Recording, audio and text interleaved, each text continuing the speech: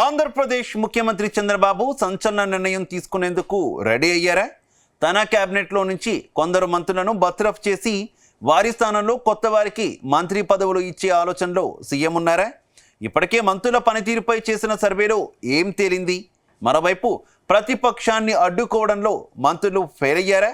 అందుకే కొత్త వారికి అవకాశం ఇవ్వాలని యోచిస్తున్నారా? మరి డేంజర్ జోన్లో ఆ మంత్రులు ఎవరు?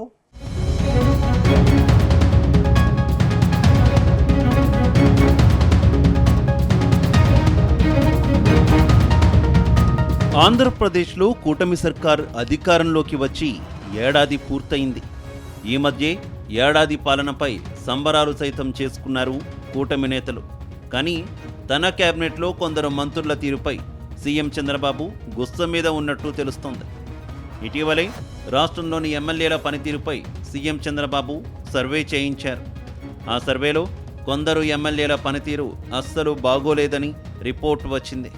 దాంతో ఒక్కొక్కరిని పిలిపించుకొని మాట్లాడిన సీఎం పద్ధతి మార్చుకోవాలని హెచ్చరించారు. ఒకవేళ పనితీరు మార్చుకోకుంటే వచ్చే ఎన్నికల్లో సీటు ఇచ్చే ప్రసక్తే ఉండదని ముఖం మీదే చెప్పేశారు.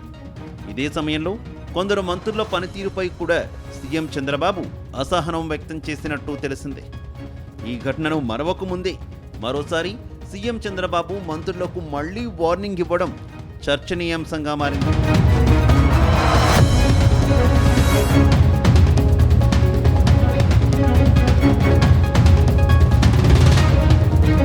తాజాగా మరోసారి తన కేబినెట్లోని కొందరు మంత్రులకు ముఖ్యమంత్రి చంద్రబాబు స్ట్రాంగ్ వార్నింగ్ ఇచ్చారు.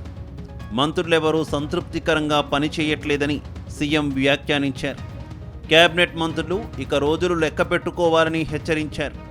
మీరు సరిగ్గా స్పందించకుంటే, కార్యకర్తలకు నాయకులకు గౌరవం ఇవ్వకపోతే మీ ప్లేస్లో కొత్తవారు వస్తారని హెచ్చరికలు జారీ చేశారు. 1995 ముఖ్యమంత్రిని చూస్తారంటూ కామెంట్ చేశారు. మహిళా ఎమ్మెల్యేను వైసీపీ నేతలు కించపరిస్తే వెంటనే ఎందుకు స్పందించలేదని సీఎం ఆగ్రహం వ్యక్తం చేశారు.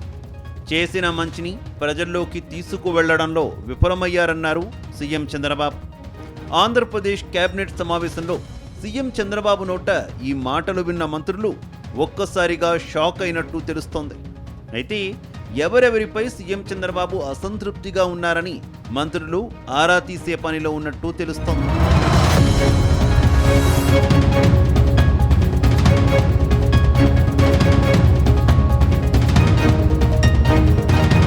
తాజాగా నెల్లూరు జిల్లా కోవూరు ఎమ్మెల్యే వేమిరెడ్డి ప్రశాంతిరెడ్డిపై మాజీ ఎమ్మెల్యే ప్రసన్నకుమార్ రెడ్డి అనుచిత వ్యాఖ్యలు చేశారు.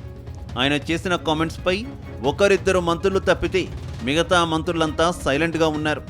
ఓ మహిళా ఎమ్మెల్యేపై ఈ స్థాయిలో విమర్శలు చేసిన ఎందుకు స్పందించలేదని మంత్రులను సీఎం చంద్రబాబు ప్రశ్నించినట్టు తెలుస్తోంది. అలాగే ప్రతిపక్షం చేస్తున్న విమర్శలను తిప్పికొట్టడంలో మంత్రులు ఫెయిల్ అయ్యారని ముఖం మీదే చెప్పేశారట. ఇక మీదట మహిళలపై వైసీపీ నేతల విమర్శలను ధీటైన సమాధానం చెప్పాలని, లేని పక్షంలో కేబినెట్ నుంచి సాగనంపుతానని హెచ్చరించినట్టు సమాచారం. మరోవైపు వైఎస్ జగన్ పర్యటనపై సీఎం చంద్రబాబు సీరియస్గా రియాక్ట్ అయినట్టు తెలుస్తోంది.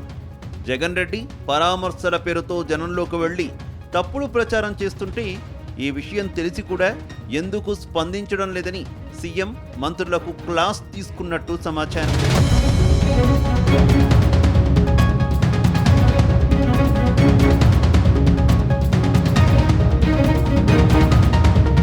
అంతేకాదు 1995 సీఎంను మరోసారి చూడొద్దని తోటి మంత్రులకు సీఎం చంద్రబాబు హెచ్చరించినట్టు తెలిసింది. 1995లో చంద్రబాబు తొలిసారి సీఎం అయ్యారు. ముఖ్యమంత్రి కాగానే ఆయన రోజుకు 18 గంటలకు పైగా కష్టపడ్డారు. ప్రతిరోజు జిల్లాల్లో పర్యటించడం, ప్రజా సమస్యలు వినడం చేశారు. అప్పట్లో సీఎం చంద్రబాబు దూకుడు చేసిన సహచర మంత్రులు వణికిపోయారు. సీఎం ఎప్పుడు ఏ జిల్లాలో పర్యటిస్తారో, తమకు ఇబ్బందులు వస్తాయేమోనని టెన్షన్ పడ్డారు. అప్పట్లో సీఎం చంద్రబాబు ఓ సీఈఓలా వ్యవహరించారనే విమర్శలు వచ్చాయి. కానీ 4వ ముఖ్యమంత్రి అయ్యాక మాత్రం ఇప్పుడున్న రాజకీయాలకు తగ్గట్టుగా నడుచుకుంటున్నారు. కానీ మంత్రులు మాత్రం ప్రతిపక్షం ఎత్తుగడలను అంచనా వేయడంలో విఫలమవుతున్నారు. మరోవైపు సొంత పార్టీ నేతలను వ్యక్తిగతంగా దూషించిన మంత్రుల నుంచి స్పందన లేకపోవడంతో సీఎం సీరియస్ అయినట్టు తెలుస్తోంది.